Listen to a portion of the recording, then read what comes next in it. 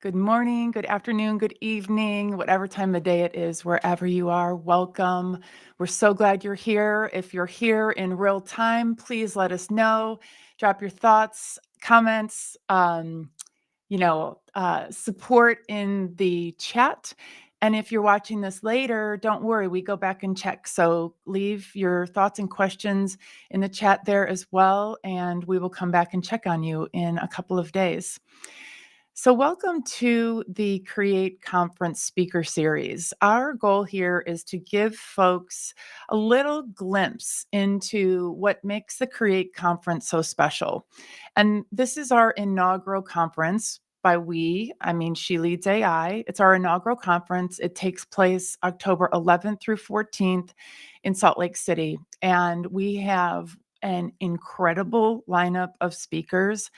When I first started thinking about, what it would be like to have a conference that was planned by women for women in AI, one of the first mental pictures that I had was, what would the Zoom screen look like that first time that I brought our speaker lineup together? And when we had those launch meetings, it was one of those pinch me, I'm dreaming moments, because we have so many brilliant women in our sphere, and to have them so generously step forward to share their expertise with all of us is a huge gift. And they are not only, just great people, wonderful, like thoughtful, they care about people, process, and culture. They care about equity, but at the same time, they hold on to the optimism around AI. So we live really,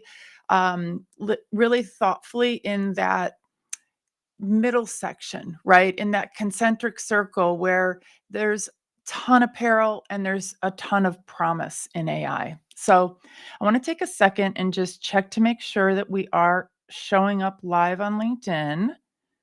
I don't see it at the moment. That could be me. It's not on my channel. One second. We are live. We definitely are live. Please pause.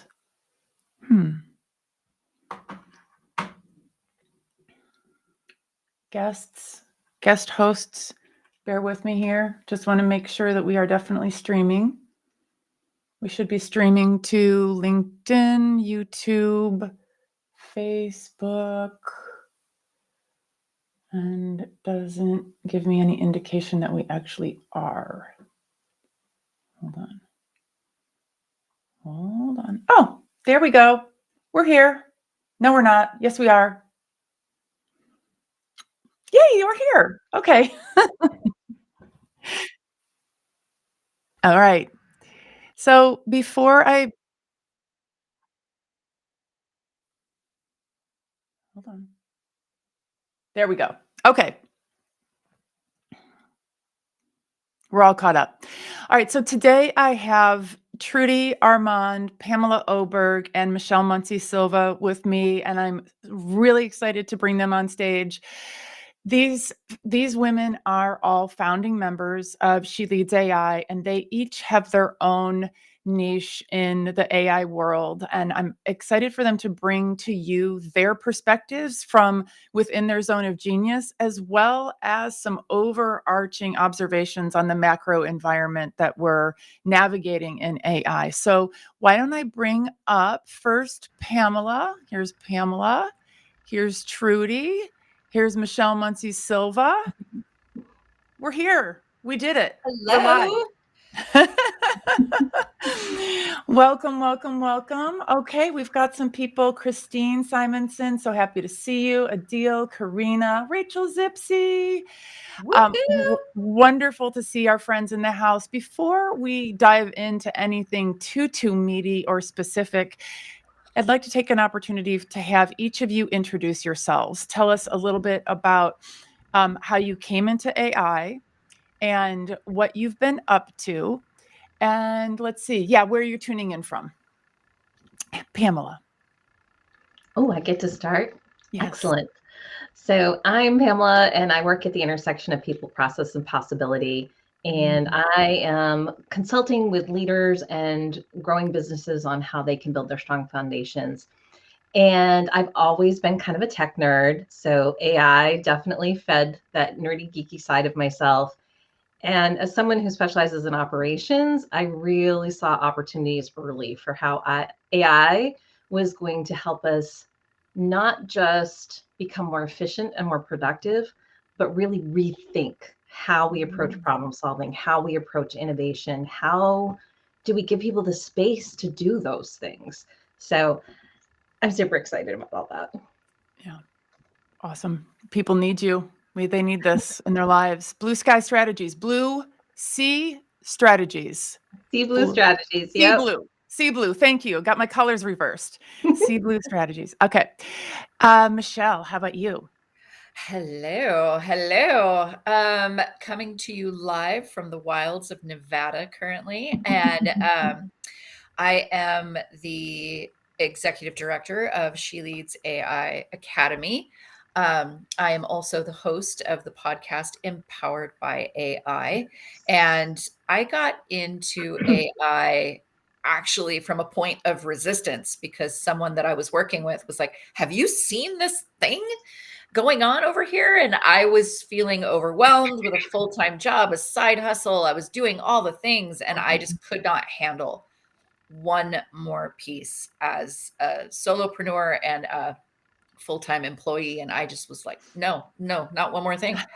And so she forced me, made me take a look, and I have not turned back since because I immediately saw the revolution that was happening right before my very eyes. So I dove in with both feet, and that was actually what prompted me to start the podcast. Was I was encountering, after a lot of searching and pushing past um, the obvious bros that were taking a stake in this to make money.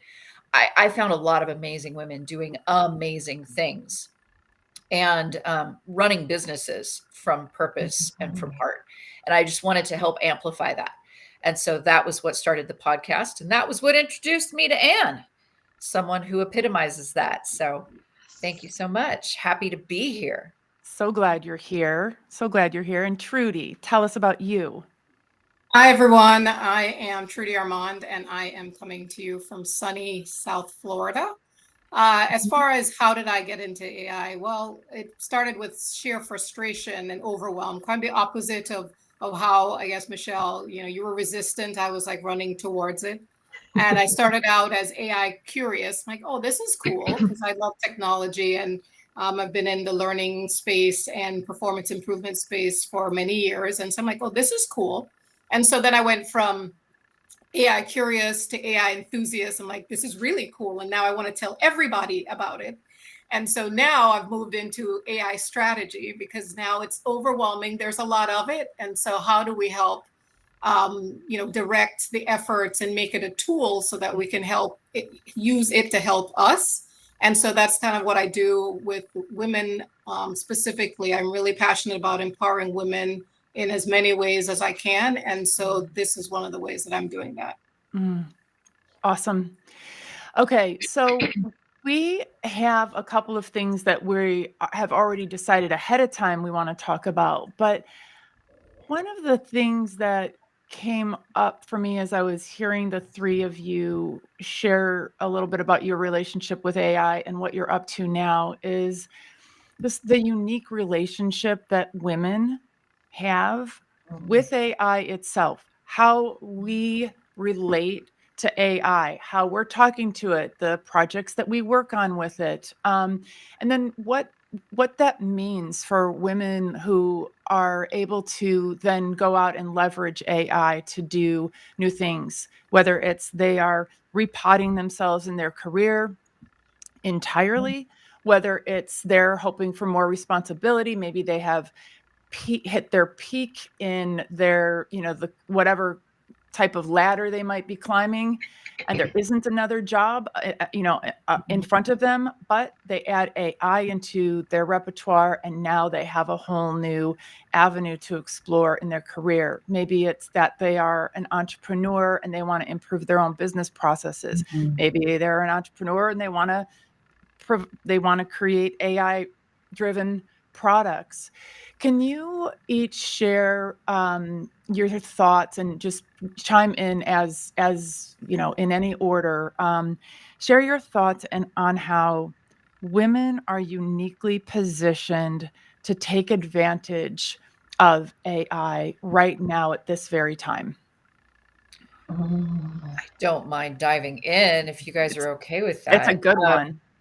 It's a good one. And I have found really, when I was initially starting, there was a very transactional relationship with AI that I was being introduced to.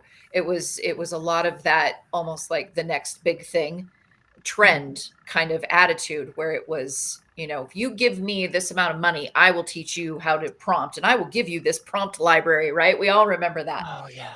And I was pushing past a lot of that because I wanted to go deeper than that. And when I pushed past that, that was where I found women. And I found the women that were really looking at AI as, wait a minute, this used to be a barrier for me. And it's not a barrier anymore, because I can ask about it. I can now have this at my fingertips. If I don't know how to do that, I can ask a question. Now I know how to do that. And it is really, what I'm seeing is women using it to awaken. That's one of the reasons.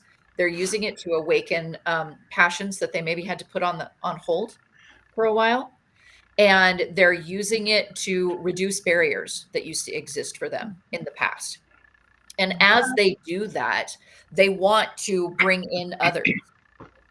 They want to bring in others. They want to help others. They want to show others what's possible. And so that's really that spirit is what has allowed the podcast to grow the way it has. And I always say, I feel like I'm the luckiest person in the world, because I've found all of these women and I learned from each one of them because of their generosity in sharing as they build their own businesses. It's remarkable how fast we can all grow too, because we're sharing these insights and experience with each other. Like, there's not exponential, right? There aren't Yeah. enough hours, days, or months in a lifetime for us to make all the mistakes that we need to make in order to, take full advantage of generative AI. And we're like, your podcast is the perfect example of, if someone's wondering what's the big deal, right? Or if they're not sure what use cases would make sense, just fire up 3 or 4 episodes of Empowered by AI podcast, put it on 1.5 and go, and then come sit down with ChatGPT and start your new life, because that's swear. And I was initially, when I started it, I was hoping, God, I wonder if 12 sounds like a good season. I wonder if I can find 12 women that'd be willing to talk to me. And I laugh because now I'm on season 4. It's 16 amazing women every season. And I mean, God, just please go dive. It's just such a treat. Great. And I think that's one of the things with women, right? We build community really well, right? That's what we are, the foundation in many cases of, communities. And so that ability for us to lift as we go and share the information as we go. I had a similar thought, Michelle, when we started our business, Hermine. We wanted to involve women in our products, so certain our products. And I like you had this moment of, is this even possible? And then 100 women-owned businesses later, we realize it's not only possible, but it is absolutely, it is the way to go in terms of building that sense of community and empowerment and sharing. And that's what we experience every Saturday on She Leads AI Social Saturdays, is that sense of sharing and community. And that's not always the case in other circles, if you will. Yeah. And I think you've both touched on something, all three of you have touched on some really important things. One of the things that I've found really impactful about AI when it comes to being a woman in AI is that we know there have been lots of studies done. Women have a tendency, not to stereotype, but from a research perspective, women have a tendency to wait for permission. We feel like, oh, we need a degree or a certificate or a something to allow us to enter these spaces. And I keep calling it this democratic opportunity, right? Because you don't need permission from IT to use it. You need electricity and an internet connection. And that's it. You've got your hands on it. And I think what we've seen just even in the last year and a half is more women going from I'm waiting for permission to say that I use AI, to say that I'm good, to say that I have something to share about it, to women really stepping into a level of comfort saying, oh no, I've been doing this for a while and I've learned some things and I want to bring others along with me. And it's such a powerful journey to participate in and also to observe others who are suddenly just really stepping into their expertise, their knowledge, their voices in this space. And I absolutely love it. And Michelle, I'm so not surprised that there are so many wonderful, amazing women to be guests on your podcast for this very reason. Mm-hmm. Exactly. Pamela, I love what you say about, not waiting for permission. And it's interesting because, that Harvard study hit the scene about how women aren't adopting AI at the same rate that men are, and all of the downstream effects of that. And I started, as you do, just poking holes at the data and at the, at the hypothesis that women aren't adopting AI at the same rate. And what I'm seeing and what I would push back on is that I think that particularly in the early days, lots of women were still operating under the old structure of waiting for permission, not wanting to defy the, good girl track, right? The likability trap, lack of psychological safety. And now they're beginning to see how they can be the ones to create the psychological safety. Permission may be up to them, right? The cavalry is not coming. No one's going to tell you, right, what your own moral compass is around AI. Even if your company or your organization says you can use it for X, Y, and Z, you still have that agency. And so I see more women being comfortable raising their hand to say, yes, I am using AI, but that's not how we've operated all these years. We've operated, our goal is to stay under the radar these are generalizations, right? You want to stay under the radar. You don't want anyone to know you're running laps around them, because if they know that you're running laps around them, then they will be threatened by you. So you don't tell anyone. But now, the data is coming out and it's showing, oh, women are accelerating at their pace of adoption. And while I do think that that's true, I also think the data reflects that more women are being forthright about their use of generative AI. And if there is any delay or any lag, it's for the positive. It's because we're looking at the opportunity holistically. We're holding on to, what is this going to be like for our grandchildren? What is this going to be like for our aunt, who is the one who takes notes for her nonprofit board, and we bring an AI recording in there, and all of a sudden she doesn't have her favorite part of her job anymore, right? We're thinking about those things. So I have been watching carefully this whole notion of, women aren't adopting AI, and I'm with you. We're stopping asking for permission. No need. So one of the things that I really love about our community and She Leads AI is that we've got women from all sorts of different verticals, right? Education, business, HR, law, you name it. And I wanted to have the three of you from your subject matter expertise. So you've all accumulated decades of expertise in one or a couple of areas. From that point of view, what are the AI trends that you're paying the most attention to? Oh, I'll start.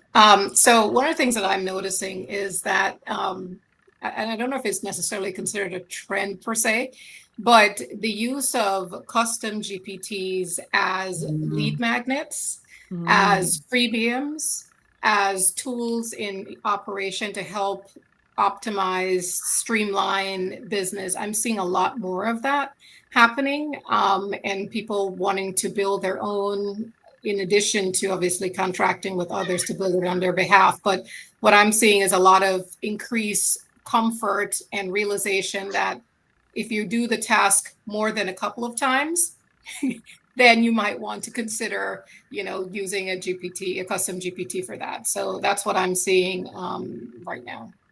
I love that. So I'll hop in. So one of my passions is developing good leaders. I think especially in the corporate space and the small business space, over time, we've gone away from really training up early stage leaders newly promoted, and we've sort of left them to kind of go develop their skills on their own. And that's dangerous and incomplete. And what I'm starting to see signs of, and I find it very exciting, is this idea that really smart leaders aren't buying into the, what is it? Build it fast, break things, whatever that foolishness is. And instead, they are learning that they can embrace their own vulnerability, that they can get in the sandbox with their teams and learn. Because we know, change management 101, you've got to tell the people the why we're doing it. And then you tell them the how we're doing it. And then you kind of do it with them a little bit. AI is the poster child for watching good change management practices work. You can't just lead from the top and give a dictate and say, oh, company, go implement AI, and I'm going to go back to something else. No, that's not working. So I love that AI is sort of, I guess, accelerating a little bit of back to good, if not best, leadership practice of empathy and compassion and learning with your teams and being vulnerable and saying, you know what, I don't know everything about AI yet either. We're going to spend a day as a company and we're going to play. We're going to do fun prompts and we're going to share with each other what we're learning. And I think the companies led by that kind of person are going to have sustained success. Will some of the others have success? Sure, for a little while. But the ones that are going to sustain success are those leaders who are willing to just get in the trenches and say, I don't know either, but we're going to figure this out together because this is going to be amazing.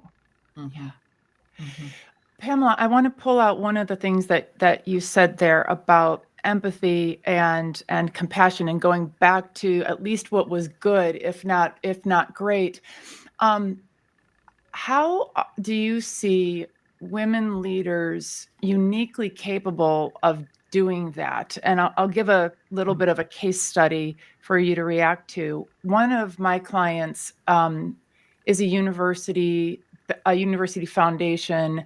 So it's probably they maybe have like 100 employees. And we were there working with them on some of their AI adoption stuff. And after one of our workshops, the head of IT kind of was hanging around, and I was like, oh, okay, I think, bro wants to have a conversation. He's probably going to tell me something that I did wrong, right? Because I'm bringing my own baggage into it, something that I did wrong or that I said wrong. But what was really interesting to me is that he was coming to me to explain that he is actually morally and fundamentally opposed to AI, and his organization had put him in charge of the rollout. So how can we uniquely address these like big deal feelings, that folks are going through? Oh, that's such a strong case study for some of the challenges that we face. And yeah, I think one of the things, and again, I'm not trying to stereotype, but for the purposes of this conversation, women are really, really good at leading with curiosity. We're really good at asking fantastic questions without assumptions. And which isn't to say that some men aren't wonderful at this too, but generally speaking, the women that I've worked with in my 25 plus year career are really, really good at that investigation process, really asking questions. And I think when you can do that, you can get to the heart of a leader like the one you describe and try to unpack where his resistance is coming from, where those feelings are coming from. Why is he feeling vulnerable or resistant or whatever it is? And then start pulling them along with us. And I think truly that leadership style that women have is going to be invaluable as we continue this AI journey. Right. Right. Well, I mean, think about if you were in that person's shoes, this is like a make or break moment. I mean, do you need to go find a different career path, or do we have social support, psychosocial support for a leader like that in that environment? Trudy, you were going to say something. I was going to say that I think the foundation of it is fear, right? Fear of the unknown, fear of what that means to their job, fear of what that means to their level of expertise. So I think, some of the resistance that we're seeing is out of that fear. I mean, this person's case might have been part of it. Yeah, absolutely. Michelle, tell us about what you're paying attention to from the educator perspective, from the entrepreneur perspective. Eager to hear what's keeping you up at night and what's exciting you about trends in AI. Well, I think I can connect it to the conversation that Trudy and Pamela were just having, in that it's a yes and moment, right? Yeah. We have to be looking at this eyes wide open. There are concerns, and we, whether it's She Leads AI or rather it's an entrepreneur that is flying this ship solo without community, you're looking at this and seeing all possibilities, both good and bad, if you are really, really doing this honestly. I mean, you do see that there are things that need to be considered. And it's by bringing those voices along that I think we have the best adoption policies, because you're not gonna benefit anyone by being rose-colored glasses with this at all. And I think when I see a trend, I see the women that I'm interviewing, that it is their role to help small businesses adopt. They are really looking at bringing everybody to the table and having those conversations. It's like, what's the good, the bad, the ugly? And if you're willing to tackle that and listen to the fears, as Trudy pointed out, ask the good questions, as Pamela pointed out, those women that are leading the charge, when I'm interviewing them, they are really talking about that's the longer term play. This isn't a quick fix. This is a long-term conversation that's filled with a lot of yes and moments. And we have to honor that in order to move forward collectively, I think. And the thing that makes me happy about it is that I see so many women willing to have those conversations. Yeah. Yep. I love that you point out that this is a long game, right? We have one of our members who is at a very large multinational conglomerate who, when I was first getting to know her a couple years ago, like in the early days, a million years ago, AKA like January of 2023, she was the mode she was in was just, frustration. No one's listening to me. Why don't people understand that this is happening? It's here. This is not the future. And I'm not seeing, she wasn't seeing anything from, the higher ups, and there's no infrastructure around it. And then she kind of like plateaued there. And there was a little bit of, well, maybe this is the way it's going to be. Maybe my company is just going to plod along, and then, we'll just kind of, the F around and find out thing. Maybe we'll be finding out in a couple of years. But she hung in, like played the long game. And now she's running AI adoption for a globally dispersed, diverse team, and recognized by the leaders of her company as the go-to person for AI. Now, does that lead to, like, what is the end game there? Does it mean that she has a whole new title and, compensation structure and job description and all that kind of stuff. A lot of that is unknown, and she may very well be like the person paving the way because there aren't very many women who are as far along as she is, just because it's been a short period of time. But interesting to see how, if we hang in there as we're capable of doing, that's when we're able to, I think, make some real transformations for people and organizations. Mm-hmm. Yeah. So along those lines, what are some of the do you think hidden risks or opportunities in the AI revolution? What are people not talking about that surprises you? Not talking about. I think that, well, I wouldn't say people are not talking about it, but if we do look at some of the risks, I know from the education standpoint, there's definitely the mental health concerns. Yep. Because if educational institutions are not really being very clear and working with children to understand what AI is, if they are left to develop that on their own, then I think the fact that AI mirrors back to you what you are bringing to it can be concerning for mental health issues. I think that we would really benefit ourselves if we spent a lot of time really thinking about what are the key pieces, what are the non-negotiables that we need everyone to understand about AI, so that we can move forward, not taking some of those unnecessary risks. Because I really do think the more we educate, the more we help people understand, whether it's our youth or whether it's someone that's trying AI for the first time, brand new, there are some non-negotiables that you need to understand. This is something that you are interacting with. And because of its ability to mirror back certain human situations, you oftentimes will feel, oh my gosh, this really gets me, or it's very brilliant in its understanding of human behavior. There are some non-negotiables that we need to have a conversation about before you go into it with those blinders on. Yeah. I love that, Michelle.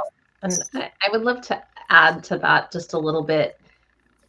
I agree. Like this is a multi-pronged thing, right? We can't wait for the Gen Zs and Gen Alphas to be adults. We have to be working with them today, and we need to be working with the adults around us.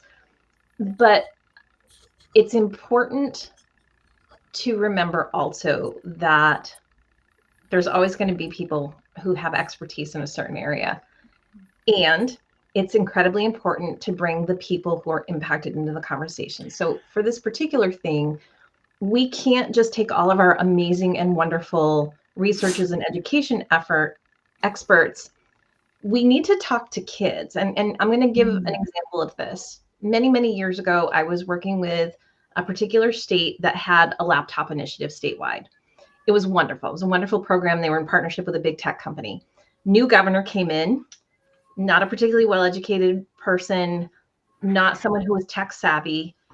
And one of his first acts was to try and squash this program, because his argument was, if students were going to be successful in the working world, they had to learn how to use PCs, very specifically PCs, not Macs, not anything else. And I was reading something about this, and I looked over, and my daughter was in the office with me, and she was probably 7. And she's sitting there with her iPad and a cell phone and a PC working seamlessly across these devices, across the platforms. And I'm like, you gotta have the ask the kids, because you know what? If someone put my daughter in one of those committees, she would have things to say about how to bring AI into education and what she thinks her generation needs to know in order to be successful, and be really reflective about it. So we need to have the conversations. We need to change the direction a little bit, and we need to have all the right people at the table to get where we want to go.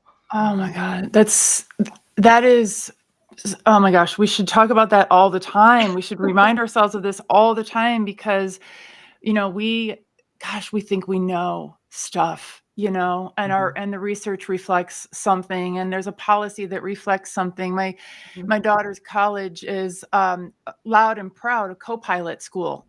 And I asked my daughter and her friends how it's going with co-pilot. And they said, "What's co-pilot? Never heard of it." Never heard of it. Never heard of it. I'm like, okay.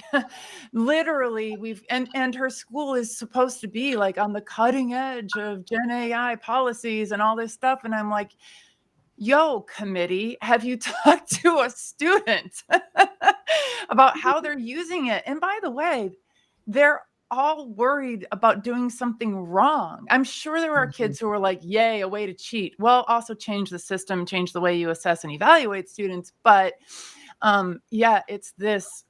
Is this time around? Is the advent of generative AI our opportunity to finally have the right people at the table, right? To break what's been broken, to be making, we've been running around making decisions for each other.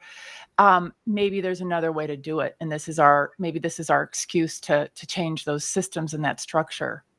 Trudy, how about you? Oh, go ahead. So I think that's an excellent point, because one of the things that mine wasn't about education specifically, but women and how women are represented, right? So I was creating something, some image, and I asked it for a woman in a business suit.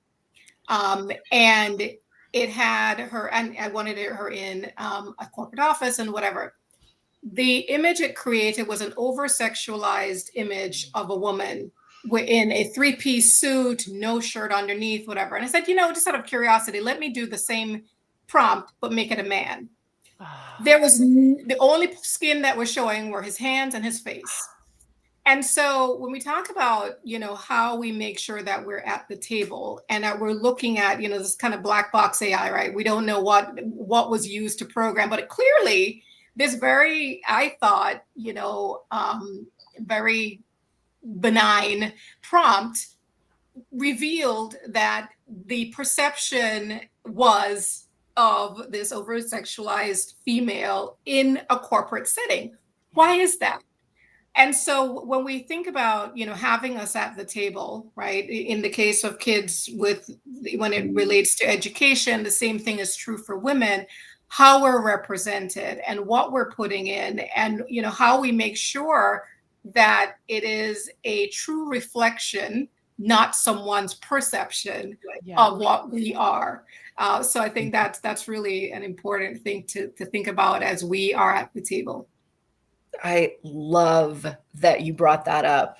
I was literally just doing visuals for a client, and her interest was, I'm wondering why that looks so incredibly masculine. And I'm like, gee, I wonder, because it's the data that has been uploaded is going to mirror back to us the biases that our society has had.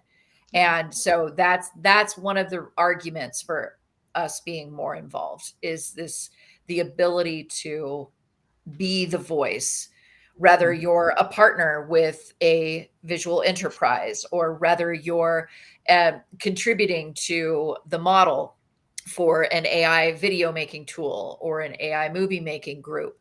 Really, the more we can get our voice into this, I think the better it will be for a larger percentage of users. So it's just yet another argument for us to say, excuse me, wait, why is that the way that is? Yeah. I mean, I've been increasingly aware of the origin point of some of these things, like the data that's guiding all of this is super dusty. This is crusty, dusty data from an old way of being. And so as a result, when you put in female CEO, you get, over-sexualized imagery because of how most likely, a lot of data has come from what is it? It's like 18 to 24-year-old men who may not have that much interaction with women and who probably have fetishized women to a large extent. And so that's what this stuff is based on. So how do we influence the data that's available, how it's collected, and then what that means for output for the innocent and unwitting users of AI who are then putting more of those images, accidentally putting more of those images out into the world. So folks who are listening may not know, in She Leads AI, one of the wonderful things that we have is She Leads Reads, which is our book club. And Pamela Oberg is in charge of that and has helped us select some incredible works to learn from. Recently, we had the author of The New Empire of AI, Rachel Adams, with us. And I want to turn this over to you, Pamela, in a second. But I wanted to share that what was especially meaningful about the time that we spent with her was that in my mind, I had kind of built this brilliant author up to be kind of somebody who would like know all the things, right? She wrote the book on it. And she was so comfortable and forthright in saying, I don't know. Mhm. I haven't thought about that enough yet. It was like, okay, if she doesn't know, no wonder I don't know. You know, Michelle, we're talking about our non-negotiables. And gosh, one day my non-negotiable is here and one day my non-negotiable is there, you know, that Yeah. not knowing. Anyway, would you, Pamela, would you be able to share a reflection or two on She Leads Reads? Absolutely. And I'm so grateful for our membership because, of course, the book selections all start with our members. And The New Empire of AI actually was a recommendation from Michelle Muncy-Silva. And what an incredibly powerful read that was. Mm-hmm. And I think one of the things I love about She Leads Reads is that, you know, we're community based. We're selecting the books together as a community. And we're selecting books that are really challenging our thinking. We've read a wonderful suite of books so far that have made us think about AI in research, AI in academia, this global AI and how it's widening the gap, you know, between the haves and the have-nots. And what can we do about that? How do we have to rethink this? And so I suspect most of us wouldn't necessarily pick some of these books up off the shelf when we're shopping in the bookstore, or we'd say, well, I should read that. Mm-hmm. But we don't get to the doing. And having this group to come together and share these insights and feel safe to say, oh my gosh, I've never considered this before. Mm-hmm. Wow, what does this mean? What does this mean for me? What does this mean for society? What does this mean for my children? Is just so incredibly powerful. And it's fun. We have great fun discussions as well. When I first started reading The New Empire of AI, I knew that Michelle had suggested, and I was like, that Michelle Muncy-Silva, why? And now I got to read this book. It's going to ruin my life. It's going to explode my brain. Oh, never have liked her. She exploded my brain. She exploded my brain. All right, let me say a couple things about the Create Conference, and then I would love for us to end with some actionable tips where we can just put some of the things some of our wisdom out there, or some practical tips and tricks or ways of doing things that we've discovered. The QR code for the Create Conference is in the corner here. If you point your camera at that, and it'll pop up a link, click on that and you'll be on our website.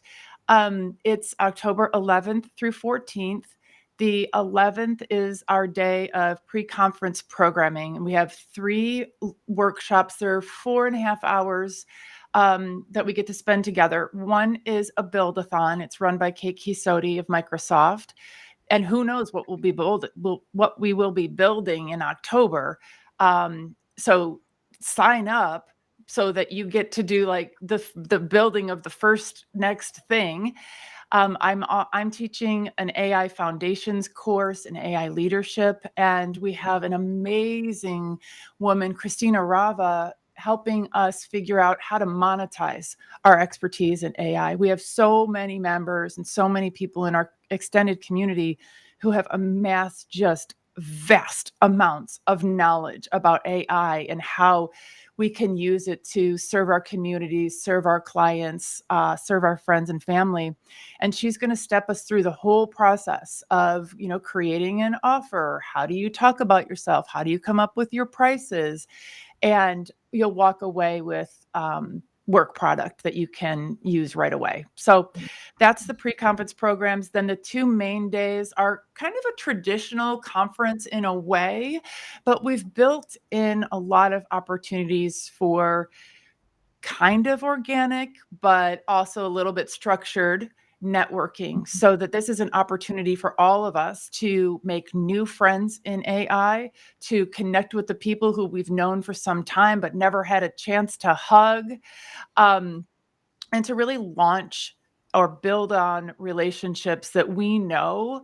That's how we go far, is going together. So, and then there's some neat things, like we have a sound bath that's specifically, it like targets a part of our brain that has to do with overwhelm. I'm excited. I've never been to a sound bath before, so that's really cool. And then these lovely women will be giving their sessions in breakout workshops. So all attendees will have the opportunity to choose from, I think when it's all said and done, there'll probably be, guessing each attendee will have maybe 8 or 9 workshops, plus a few plenary sessions, plus lots of time to bond. We have parties at night, of course, and we have a co-conspirator breakfast on the Monday after the conference for folks who want to hang out and really solidify and codify what they've learned and turn it into a 30, 60, 90-day plan. So that's what's going on. We are so excited to have the opportunity to bring women in AI together in an environment that's, made for us, by us. I'm a person who historically has not been like super excited about conferences because I have social anxiety. I am always a little bit hungry when I'm there, or at least thinking about where's my food coming from. I don't like to sit still. So I've used myself as a little bit of a foiled character in trying to plan around different people's comfort levels in groups, plan for neurodivergence, plan for social anxiety, plan for people just needing to step away and get a break. So hopefully this will be the beginning of a new type of conference. With that, can we share some takeaways, some do this, not that kind of stuff? Is there something that you've been working on in the last week or so that kind of sparked you to think, God, I wish I could tell some people about this breakthrough? Agents, has anyone successfully accomplished a task with an agent yet? So I'm playing around with that in ChatGPT, and I'm not sure I was any more impressed with what it did versus Manus, right? I'm like, I did it. I'm like, it did it. I'm like, oh, okay. Meanwhile, Manus was like, running circles around it. I'm not saying that Chat can't do it. I'm just saying I have to compare. But as far as takeaways and what to do, I think give yourself grace. What I'm seeing from women that I talk to, there's this feeling that they need to catch up and they don't know enough and they're not doing enough and not being enough. You know how we are, right? Yeah.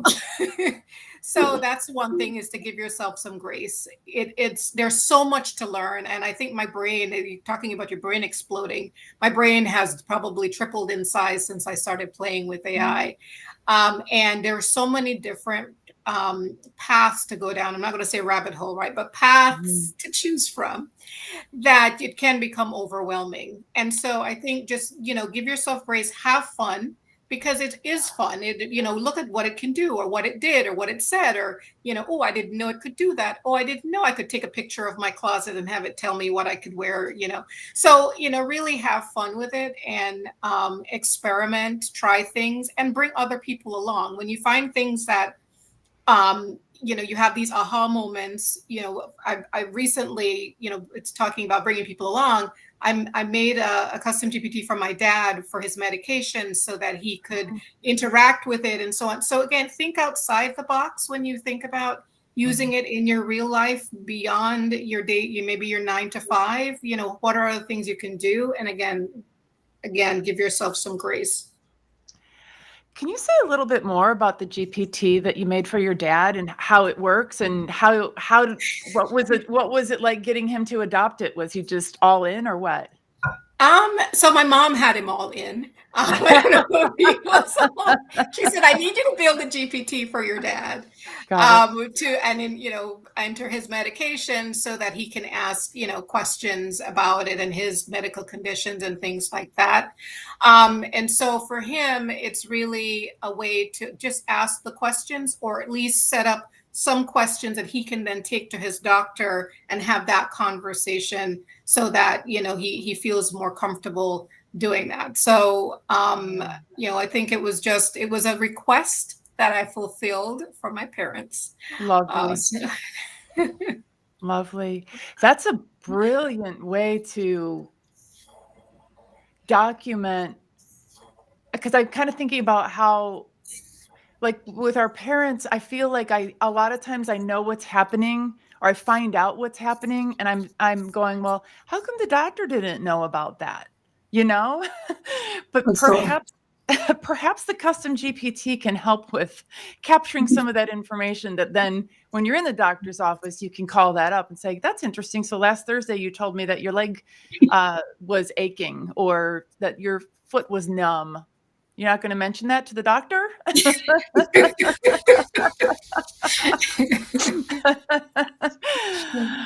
Michelle, how about you? Anything you've been up to that kind of blew your mind, or any takeaways that you want to share? Yeah, I'm gonna build on what Trudy just brought up, in that I know the new rollout of agent in Chat GPT has been kind of blowing up all over the place. And I really am coming at it from a stance of, what questions can I ask about this? Because basically what I did is I put in my business and okay, Chat, you explain this to me. How can I capitalize on this new feature? And I really think that's understanding, I think, comes from questioning. And it's not from already knowing or necessarily that. I really need to question, because I thought I knew what an agent was able to do. And then I put in the task that I thought demonstrated agency, and it can't do that. And so I was like, okay, so maybe I need to start asking some questions then. What can you do? And so really coming at, and I think that's something that I'll take away for the rest of my interactions as well, is that start with questions.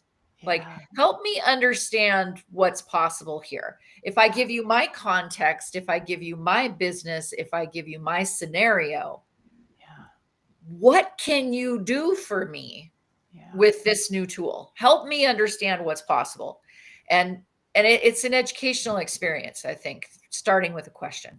Love that. Gosh, shouldn't we all start with questions more often?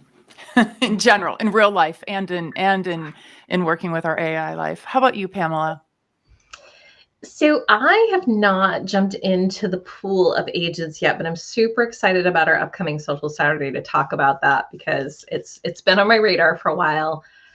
But one of the things I did do, again, operations person, project manager, I finally sat down with my AI, and we're friends. It knows everything about my business and my goals and my voice at this point. And I recognized that I was writing a lot of original content, but I needed my content to work harder for me. I didn't want to work harder for my content. And so we partnered together, and I treat it just like I would, a colleague. And we built a whole content management system for me that has calendaring and themes, and I have places where I can put performance data. And, periodically I can ask it and say, hey, what theme have I not visited in a while? And it'll be like, oh, you said these 5 are really important, but this one you haven't touched in a month. Oh, okay, I'm going to write about that today. And so it's been fun. I mean, lots of iteration, lots of learning. Oh, and it had to be free. I didn't want to buy any new Oh, tools at this point. mhm. Um, so that's been really fantastic. The other thing I'll say though, um, is that I think it's really important as folks are tiptoeing or diving into the world of AI is to find your people.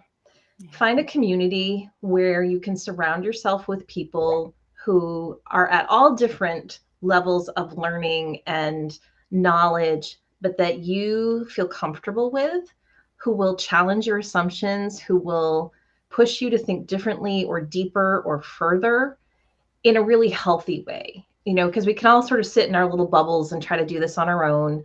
And I honestly believe that will only take us so far. Yeah. And we all bring these perspectives that are incredibly important. And the example that I'll use is very early in my career, in the assessment world, the educational assessment world, we were taking all our assessments online. That was a really big deal. And then I realized that I had a client state where there were school districts, entire districts that did not have reliable electricity. Not only did they not have internet, they did not have reliable electricity. And I went, oh, I need to think about this project very, very differently. Yeah. And I think AI is very similar. And I think we talked about this a lot with the new empire of AI with Rachel Adams as well. Like, we can't assume that everyone has the same access to these tools, that they're going to be able to do the same things we are. And so having that community that's going to challenge your assumptions, get you to think deeper and further, I think is so incredibly powerful. And I just think we're all better together.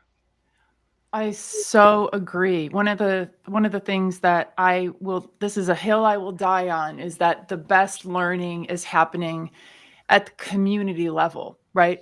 We could access a lot of education, Coursera, Microsoft, LinkedIn Learning. Like, there's a million things that are free and there's a million things that are expensive. You can choose one of those, and that is going to take you pretty far. Most of them, right? You're going to learn some things and move on to the next one and probably need to take another course and another course. Or you can just gobble up all the things that you can possibly find on social media, and you're going to get, a couple of good paths forward there. You might get a nugget a day, but you're going to swim through a lot of stuff, right? Which is just part of the trade-off. But in communities, we're doing this side by side, and we're all learning together in real time through one another's, like, bumping up against something, right? And it feels like it's safer to share that stuff, first of all, because if you are, like, experiencing a breakthrough that can be monetized, one does not need to be doing that on social media or in your virtual Coursera course, right? That's going to happen in the community level, where there's trust. And, like, in our case, we have a code of conduct around not sharing IP outside the community. Get into a community where people can share, no holds barred, and learn from each other in real time. I don't care what community it is, find your people.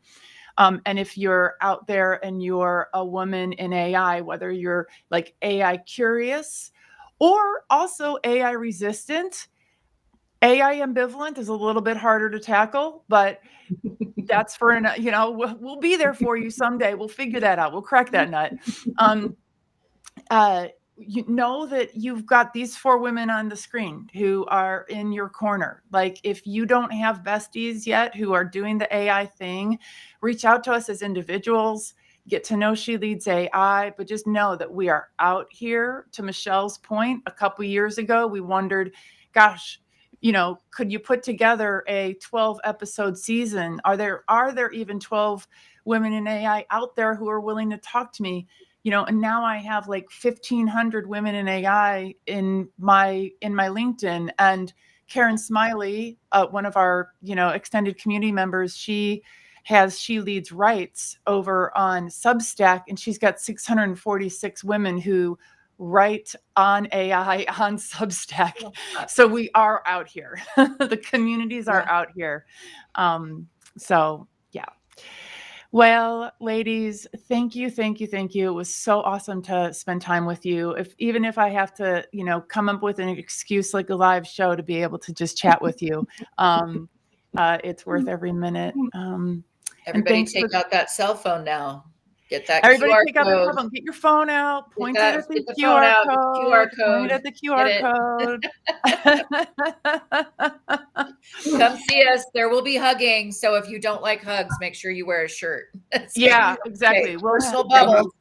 Yeah, exactly. So thank you, Pamela, Michelle, and Trudy, and thank you to those of you who joined us live or who are joining us after the fact. Delighted, pleased. Thank you, everybody. Have a beautiful rest of your day.